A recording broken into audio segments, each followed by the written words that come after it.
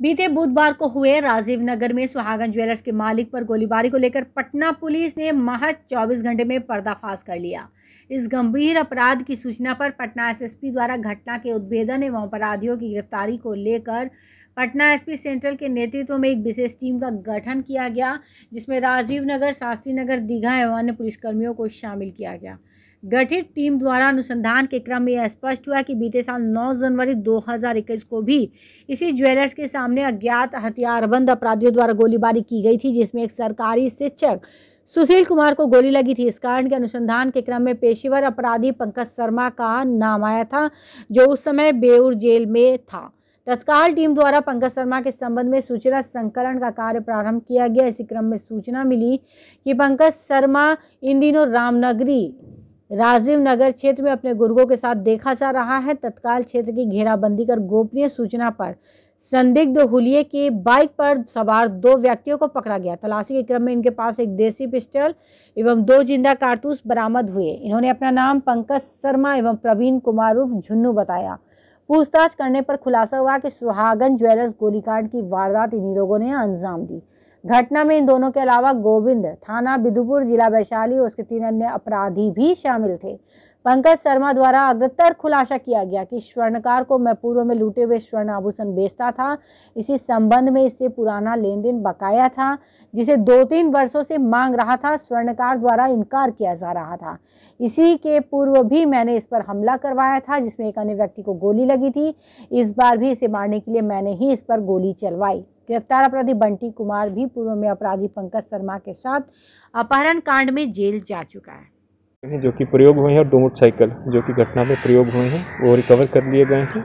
और इसमें जो एक हथियार रिकवर हुआ लाइसेंसी रिवॉल्वर भी है, और जिसका लाइसेंसी रिवॉल्वर है जिसका मिसयूज़ किया जा रहा था उसको भी हम लोगों ने गिरफ्तार किया है, जिसका नाम जितेंद्र सिंह है। और इसका शस्त्र अन्य व्यक्ति के निरस्तीकरण के लिए हम लोग आगे की कार्रवाई कर रहे हैं। जो 4 क्रिमिनल्स थे उसमें 3 अरेस्ट हो गए, टोटल उसमें से 3 हो गए और बाकी अभी लोग वांछित हैं। और उसके अतिरिक्त षड्यंत्रकर्ता के रूप में 2 लोग और अरेस्ट हुए। टोटल 5 की अरेस्टिंग इसमें हो चुकी है।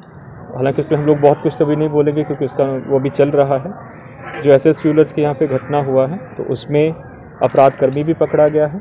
एक बैग ज्वेलरी जो लेकर गया है वो भी रिकवर हो गया है। उसकी निशानदेही पे सभी ग्रुप भी चिन्हित हो गया है। एक लोडेड पिस्टल भी और जो मोटरसाइकिल यूज़ हो वो भी पकड़ा गया है। और ये पिछले 1 जनवरी से 2 घटनाएं हुई हैं। तो एक का उद्भेदन जो मैंने आपको बताया उसमें लूट की वारदात नहीं थी। उसमें तो जो आपको बताया गया है कि किस कारण वो घटना हुई है, उस पर रंगदारी की भी बात नहीं है।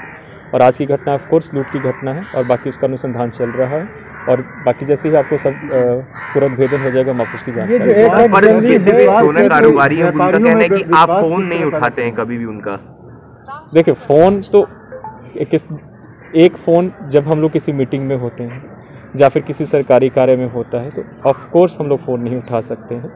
और बहुत फ़ोन आते हैं, ठीक है। लैंडलाइन फ़ोन हमेशा उपलब्ध रहता है, उस पर हमेशा कॉल ऑपरेटर भी उपलब्ध रहता है। वो अपनी सूचना जो भी है वहाँ पे दे सकते हैं मीटिंग्स में रहते हुए और सरकारी कार्य। तो हम लोग देखते हैं कि कभी फ़ोन उठाया नहीं जाता है अधिकारी द्वारा, कहीं पर भी नहीं। तो हो सकता है कि अधिकारी व्यस्त हो रहे हैं और अधिकारी को बहुत से काम होते हैं, उनको सीसीटीवी भी देखना है, उनको बाकी जगह से वो भी करना है। ये अभी तक नहीं बताया है, अभी उसका मिलान चल रहा है। नहीं देखिए इसमें ये है कि क्योंकि रिकवरी के साथ जा रहे हैं तो उसमें जो होता है इनके जो कन्विक्शन के चांसेस होते हैं वो ज़्यादा होते हैं। यदि बिना रिकवरी के जाएं तो जल्दी बेल मिलता है। तो हम लोग यही प्रयास करेंगे कि इनका बेल जल्दी ना हो और जितना जल्दी हो इनका केस हम लोग ट्रायल में डलवाएं। जो आज ऑर्नामेंट्स रिकवर किया गया वो कितने का? अभी तो उसका चल रहा है, मिलान चल रहा है, अभी वैल्यू नहीं किया गया। अभी तो कोई वैल्यू नहीं किया गया, अभी तो 1 घंटे पहले से जो बात हुई है कारोबारियों से उनका कहना कि करोड़ों की ये लूट है। पटना पुलिस क्या मानती है? क्या 5 करोड़ का होगा? जब वो लिख के देंगे तो उसके हिसाब से अभी तो खुद मिलान कर रहे हैं। कुछ अभी कोई जानकारी नहीं है। सब सोने का ही है या कुछ आर्टिफिशियल? अभी कोई जानकारी नहीं है। जैसे जानकारी होगी हम आप लोगों को अवगत करा देंगे। तो सारी बुक से लिख के दिया है और अपना स्टॉक बुक को मिलान करवा रहे हैं। सर बेउर वाला जो बंटी सिंह और झुन्नू सिंह ये पंकज शर्मा के बहुत करीबी सहयोगी रहा है। इनफैक्ट बंटी सिंह और पंकज शर्मा दोनों एक साथ जेल गए हैं 2005 में एक अपहरण के कांड में। तो जब ये जेल से लौटा था और जो जैसे बेल के लिए पैसा चाहिए या फिर कोई और लॉजिस्टिक्स के लिए इसको हेल्प चाहिए और घटना कारित करने के बाद भी उसी के घर में ही जाके छुपा था और एक दिन पहले भी उसी के घर में जाके छुपा था।